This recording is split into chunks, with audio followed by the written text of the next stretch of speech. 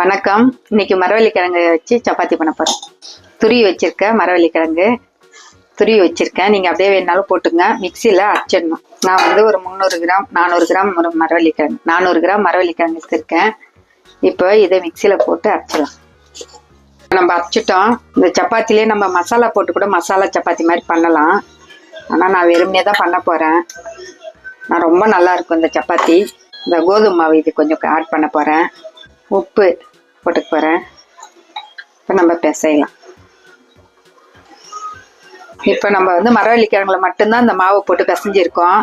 இப்போ கொஞ்சம் ட்ரையாக இருக்குது, அதனால கொஞ்சம் தண்ணி தெளிச்சிக்கிறேன். உங்களுக்கு தண்ணி தேவைன்னா தெளிச்சிக்கோங்க, இல்லை அதுலேயே கரெக்டாக வருதுன்னா போதும். நமக்கு சப்பாத்தி ரொம்ப சாஃப்டாக நல்லா இருக்கும். இது இந்த மரவள்ளிக்கிழங்குல செய்கிற சப்பாத்தி பார்க்கறதுக்கு மரவள்ளிக்கிழங்கு போட்டுக்கிற மாதிரியே தெரியாது.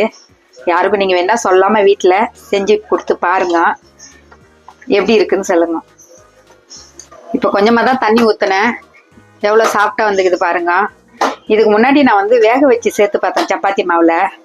அது அவ்வளோ நல்லா இல்லை, நல்லா இல்லாமல்ல நல்லா இருந்தது. ஒட்டுச்சு நம்ம கல்லில் ஊட்டும் போது, தேய்க்கும் போது. இப்போ வந்து இந்த மாவு வந்து பச்சையாவே செய்கிறேன். இது நல்லா வருது, ஒட்டும் ஒட்டாது, சாஃப்டாக வருது. நான் ஊற கூட வைக்கல ரொம்ப நேரம், உடனேவே செய்கிறேன். ரொம்ப நல்லா இருக்கும்.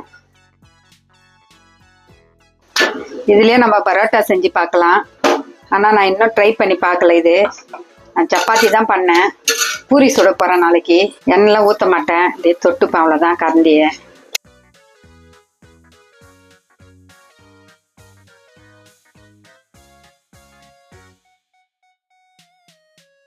செஞ்சாச்சு.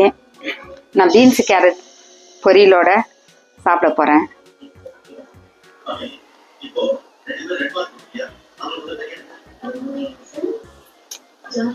நல்லா வந்துருக்கு. நான் பொரியலோட சாப்பிட்றேன். நீங்கள் வந்து சிக்கன் வச்சு சாப்பிட்லாம், தக்காளி தொக்கு வச்சு சாப்பிட்லாம். வேறு எது வேணாலும் சப்பாத்தி சைடிஷ் நம்ம செஞ்சுக்கலாம். இதில் மசாலா போட்டு செஞ்சுட்டா நம்மளே அப்படியே செஞ்சு சாப்பிட்லாம். தொட்டுக்கு எதுவும் தேவையில்லை. ரொம்ப நல்லா வந்துக்குது. நீங்களும் செஞ்சு பாருங்க, கமெண்ட்ல சொல்லுங்க. இது என் மருமக சேனலை சப்ஸ்கிரைப் பண்ணுங்க. நன்றி, வணக்கம்.